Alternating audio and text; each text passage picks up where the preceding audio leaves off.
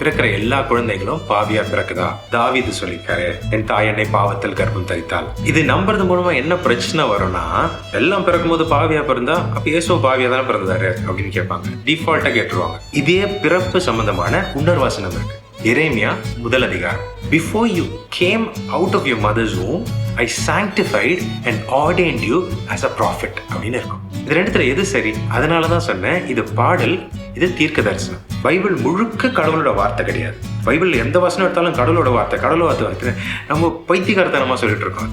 கடவுளோட வார்த்தைகள் இந்த புத்தகத்துல இருக்கு. ஸோ நம்ம எல்லா வசனத்தையும் கடவுள் சொன்னாருன்னு எடுத்துக்க முடியாது. எல்லாமே கடவுள் சொல்லல. பாவம் பண்ண பிறகுதான் நம்ம பாவியாக. பிறக்கும் போது நம்ம யாருமே பாவி கிடையாது. இயேசு அப்படிதான் பிறந்தார். நம்ம பாவ சுபாவம்னு பவுல் சொல்றாரு. அதை நம்ம எப்படி புரிஞ்சுக்கிறது அப்படின்னா, I'll explain.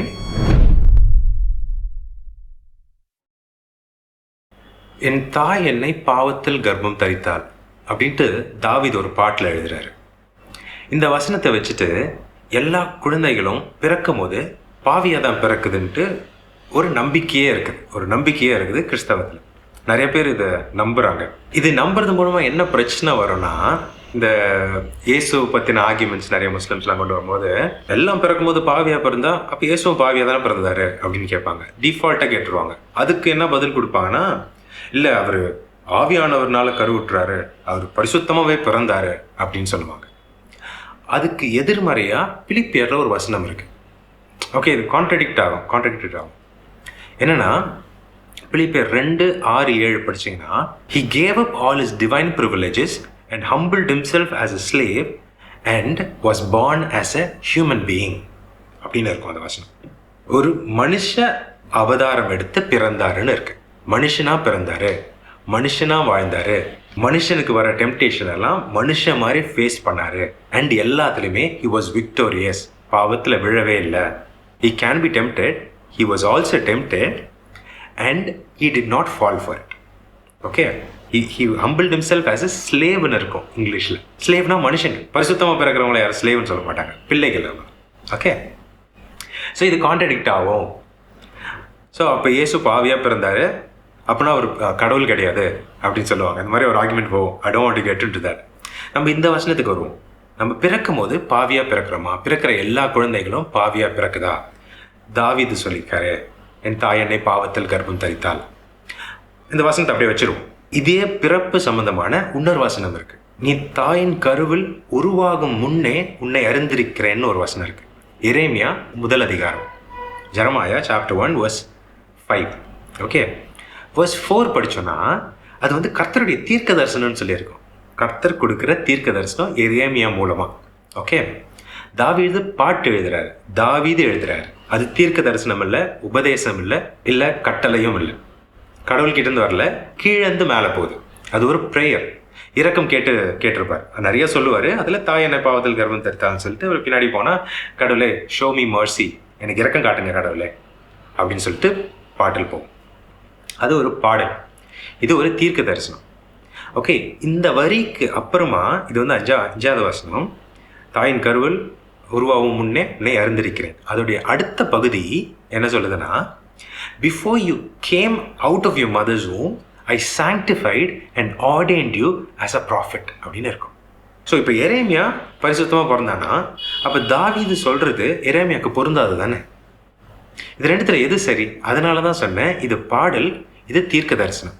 கடவுள் பேசுறது தான் சத்தியம். பைபிள் முழுக்க கடவுளோட வார்த்தை கிடையாது. எசேபேலோட வார்த்தைகள் இருக்கு, பாகாலின் தீர்க்கதரிசிகளோட வார்த்தைகள் இருக்கு, பேதுரு இயேசு எனக்கு தெரியாதுன்னு பொய் சொன்ன வார்த்தைகள் கூட இருக்கு. அது எல்லாமே கடவுளோட வார்த்தையாகாது. பைபிள் எந்த வசனம் எடுத்தாலும் கடவுளோட வார்த்தை நம்ம பைத்தியகாரத்தனமா சொல்லிட்டு இருக்கோம். அது ஓகே, கடவுளோட வார்த்தைகள் இந்த புத்தகத்துல இருக்கு. கடவுளுக்கும் மனுஷனுக்கும் உண்டான உறவு, அந்த சரித்திரம் இந்த புத்தகத்தில் ரெக்கார்ட் பண்ணப்பட்டிருக்கு. அண்ட் இஸ்ரேல் மக்களுடைய லிட்ரேச்சரும் இதில் சேர்க்கப்பட்டிருக்கு. தாவீதுடைய பாடல்கள், நீதிமொழிகள், சாங் ஆஃப் சாங்ஸ், இதெல்லாமே. ஸோ லிட்ரேச்சர் அண்ட் ஹிஸ்ட்ரியை ரெக்கார்ட் பண்ணப்பட்டிருக்கு. புதிய ஏற்பாடு கூட ஹிஸ்ட்ரி தான். அண்ட் வெளிப்படுத்துகிற விசேஷம், அது ஒரு தீர்க்க தரிசன புத்தகம்.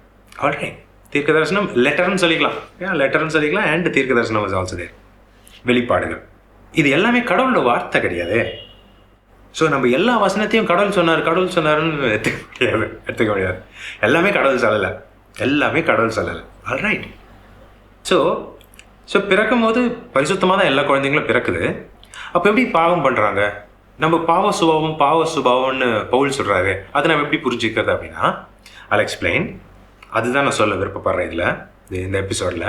ஒரு குழந்தை பிறக்கும் போது எம்டி மைண்டாக தான் பிறக்கும். இந்த உலகம் எப்படி இருக்கும், இந்த உலகத்தோட எப்படி கனெக்ட் பண்ணுறது, இந்த வாயை எப்படி யூஸ் பண்ணுறது, நாக்கை எப்படி யூஸ் பண்ணுறது, கண் எப்படி யூஸ் பண்ணுறது, காதை எப்படி யூஸ் பண்ணுறது, விரல்கள் கால்கள்லாம் எப்படி யூஸ் பண்ணுறது, எதுவுமே தெரியாது.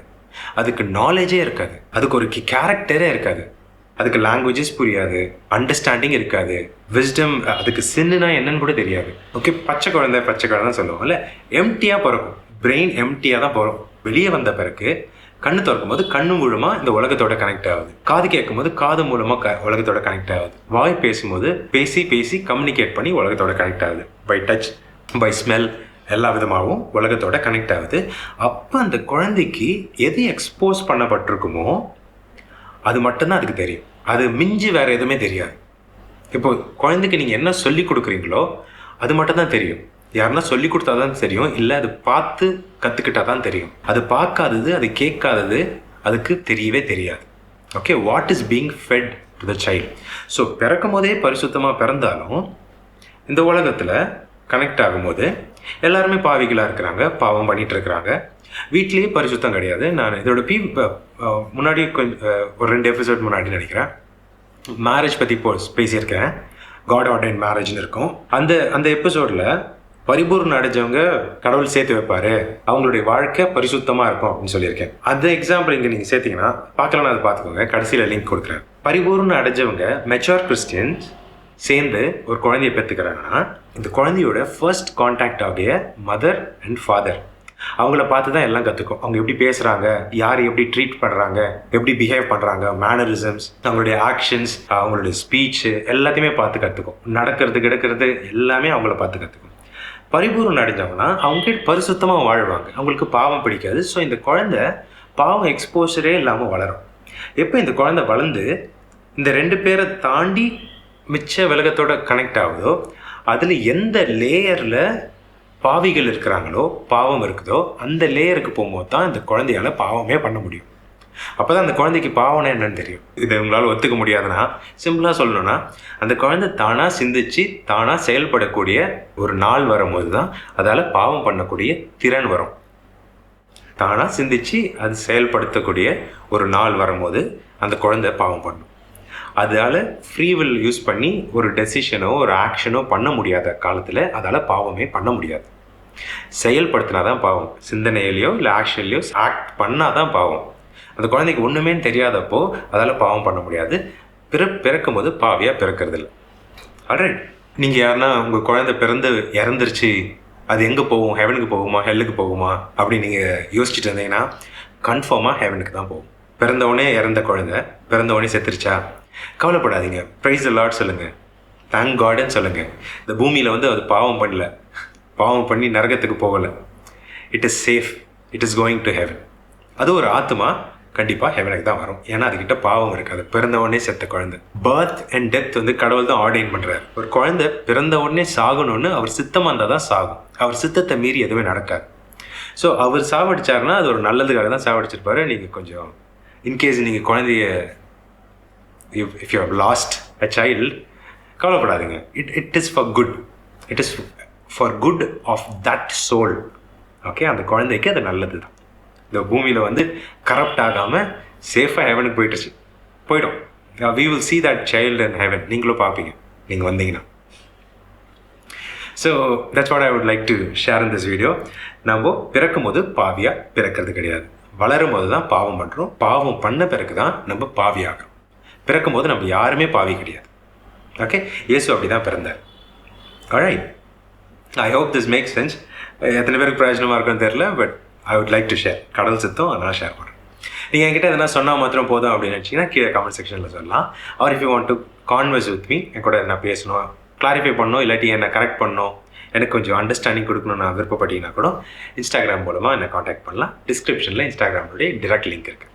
Okay, that's the end of this episode. இதோட ப்ரீவியஸ் எபிசோட்ஸ் நீங்கள் பார்க்கணும்னு நினச்சிங்கன்னா இந்த வெட்டிங் ரிலேட்டட் வீடியோ சொன்னால கீழே லிங்க்கில் பார்க்கலாம். If you want to follow, மேலே இருக்க லிங்க்கில் ஃபாலோ பண்ணிக்கலாம்.